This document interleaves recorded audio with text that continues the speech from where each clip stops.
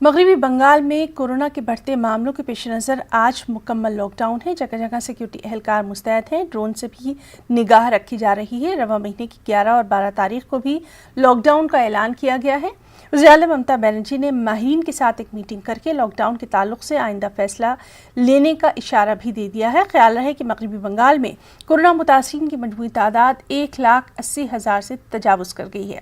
پچھلے 24 گھنٹوں میں 3,087 نئے معاملے سامنے آئے ہیں، جبکہ ریاست میں کورونا سے شفایاب ہونے والوں کی تعداد 1,57,218 ہے۔ ریاست میں اب تک 3,614 افراد کی کورونا سے موت ہوئی ہے۔ اور اس وقت کولکتہ سے ہمارے ساتھ موجود ہیں ہماری نمائندہ شبانہ اعجاز۔ شبانہ، لاک ڈاؤن کے تعلق سے آپ سے جانکاری چاہیں گے، ابھی تک کیا کچھ وہاں پر نظارہ دیکھنے میں آ رہا ہے، اور خاص طور سے ڈرون کیمروں سے بھی نظر رکھی جا رہی ہے؟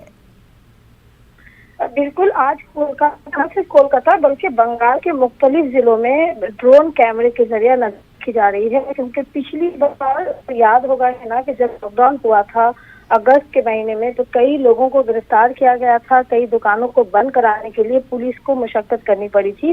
تو ایسے میں آج پھر یہ فیصلہ لیا گیا کہ ڈرون کیمرے کے ذریعے صبح سے ہی مختلف علاقوں میں نظر رکھی جا رہی ہے، خاص کر جو کولکتہ کا مٹیا برود علاقہ ہے، گنجان آبادی والا علاقہ ہے، انڈسٹریل علاقہ ہے، یہاں بھی ڈرون کیمرے کے ذریعے نظر رکھی جا رہی ہے، اور پولیس کی جو گاڑی ہے وہ گشت کر رہی ہے مختلف علاقوں میں، کیونکہ بنگال میں کورونا کے مریضوں کی تعداد بڑھ رہی ہے۔ حالانکہ صحت یاب ہونے والے روزانہ زائد مریض ایک بڑی ہی تشویش کی بات ہے، اور ساتھ ساتھ ہیں جو مار رہے ہیں ان کی تعداد میں بھی۔